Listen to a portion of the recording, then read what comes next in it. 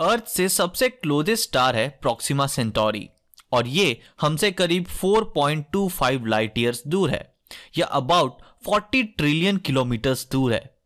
Fastest ever spacecraft जो humans ने आज तक बनाया है वो है पार्कर सोलर प्रोब, जो सन को स्टडी कर रहा है, जिसकी टॉप स्पीड है करीब 4,50,000 mile per hour.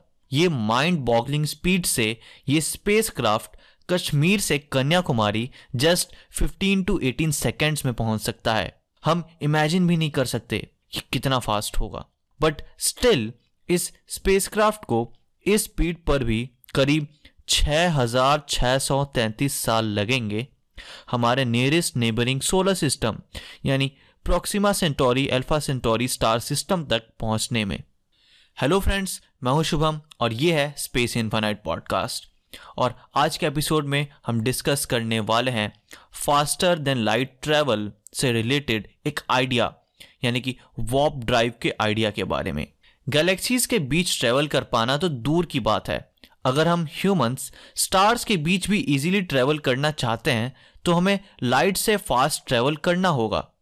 But faster than light travel सिर्फ साइंस फिक्शन में ही पॉसिबल हो पाया है आज तक। आइजैक एजिमोव की फाउंडेशन नॉवल सीरीज में humanity planet to planet, star to star और इवन अक्रॉस द यूनिवर्स भी ट्रैवल करती है जंप ड्राइव्स का यूज करके।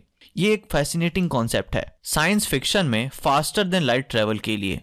कुछ मूवीज में जैसे कि थॉर और इंटरस्टेलर में वर्महोल्स का यूज डिपिक्ट किया गया है यूनिवर्स में ट्रैवल करने के लिए, और इन्हीं में एक और अप्रोच है फास्टर देन लाइट ट्रैवल के लिए जो स्टार ट्रैक से आती है, जो है वार्प ड्राइव की technology. Warp drives theoretically possible far fetched technology है जो प्रोबेबली फ्यूचर में यूज हो सकती हैं फास्टर देन लाइट ट्रैवल के लिए।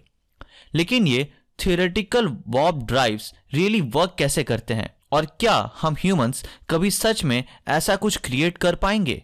फिजिसिस्ट की करेंट अंडरस्टैंडिंग स्पेस टाइम के बारे में आती है एल्बर्ट आइंस्टाइन की थ्योरी ऑफ जनरल रिलेटिविटी से। जनरल रिलेटिविटी के अकॉर्डिंग स्पेस और टाइम फ्यूज्ड है आपस में और कुछ भी लाइट से फास्ट ट्रैवल नहीं कर सकता। जनरल रिलेटिविटी ये भी डिस्क्राइब करती है कि कैसे मास और एनर्जी स्पेस टाइम को वॉर्प करते हैं, जैसे कि stars, planets, black holes curve करते हैं स्पेस टाइम को अराउंड देम।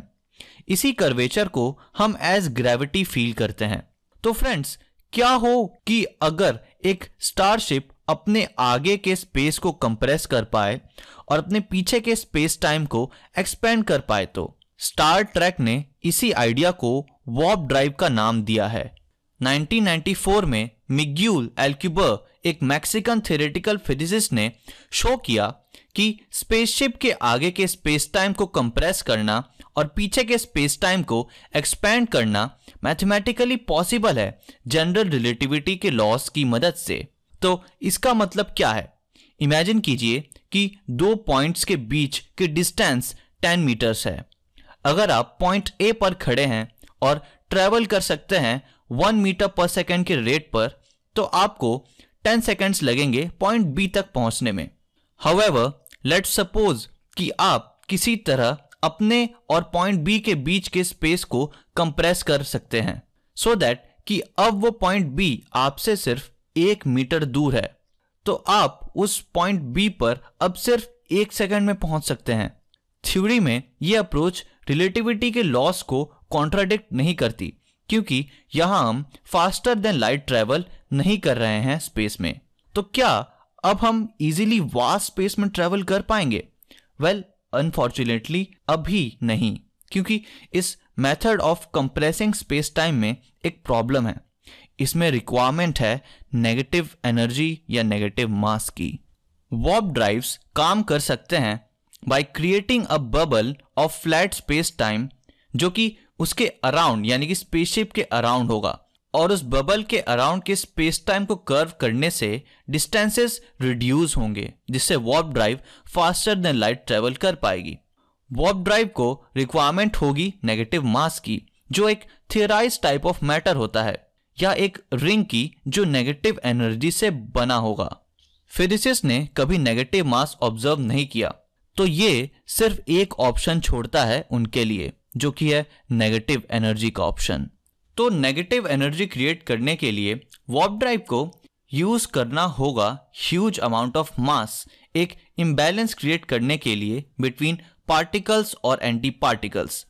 एग्जाम्पल के लिए, अगर एक इलेक्ट्रॉन और एंटी इलेक्ट्रॉन अपीयर होते हैं नियर वार्प ड्राइव, तो one of the particles trapped हो जाएगा बाय मास और इससे इम्बैलेंस क्रिएट होगा। इस इम्बैलेंस से नेगेटिव एनर्जी डेंसिटी फॉर्म होगी और वार्प ड्राइव इस नेगेटिव एनर्जी का यूज करेगा स्पेस टाइम बबल क्रिएट करने के लिए अराउंड स्पेसक्राफ्ट। लेकिन फ्रेंड्स, एक वार्प ड्राइव के लिए इनफ नेगेटिव एनर्जी क्रिएट करने में बहुत ज्यादा मैटर की जरूरत होगी। एस्टिमेट्स के अकॉर्डिंग एक वार्प ड्राइव को अबाउट 100 मीटर बबल क्रिएट करने के लिए एंटायर विजिबल यूनिवर्स जितना मास लगेगा, जो कि इम्पॉसिबल है हमारे लिए, लाइक कंप्लीटली इम्पॉसिबल। बट 1999 में फिजिसिस्ट क्रिस वान डेन ब्रॉक ने शो किया कि बबल के अंदर के वॉल्यूम को एक्सपेंड करने से और सरफेस एरिया को कांस्टेंट रखने से एनर्जी रिक्वायरमेंट सिग्निफिकेंटली रिड्यूस हो जाएगी, जस्ट अबाउट सन के मास जितना। ये एक सिग्निफिकेंट इंप्रूवमेंट है, बट स्टिल सन का मास ये फार बियॉन्ड है सारी प्रैक्टिकल पॉसिबिलिटीज से। रिसेंटली रिसर्चर्स ने प्रोवाइड किए हैं कुछ सॉल्यूशंस जो वार्प ड्राइव्स के आइडिया को क्लोजर टू रियलिटी ला सकते हैं। इन आइडियाज में स्पेस टाइम जो बबल के अंदर होगा उसे सर्टेन वे में अगर मॉडिफाई किया जाए जिससे नेगेटिव एनर्जी की जरूरत ही ना पड़े तो। बट यहाँ प्रॉब्लम यह है कि सॉल्यूशन में ऐसा वार्प ड्राइव नहीं बनता जो फास्टर देन लाइट ट्रेवल कर सके। हमें अभी ये समझना होगा कि ये सभी सिर्फ मैथमेटिकल मॉडल्स हैं और इनका एक्सपेरिमेंटल प्रूफ होना बहुत इंपॉर्टेंट है अगर हम जानना चाहते हैं कि फ्यूचर में हम वार्प ड्राइव्स का यूज करके यूनिवर्स के अननोन, अनएक्सप्लोर्ड और मिस्टीरियस रीजन्स तक जाना चाहते हैं तो। So friends, that's it for this episode and I hope कि आपको यह एपिसोड पसंद आया होगा। अगर आप इस एपिसोड को Spotify पर सुन रहे थे तो make sure to share with your friends, and if you are watching this on YouTube, make sure to give it a thumbs up and subscribe to the channel if you are new to the channel. और मुझे आप comment section में बताइए कि हम और किन topics पर वीडियोस या फिर ऐसे पॉडकास्ट या फिर इन टॉपिक्स को और कैसे इंटरेस्टिंग तरीके से डिस्कस कर सकते हैं। Thanks for watching and stay tuned to space infinite.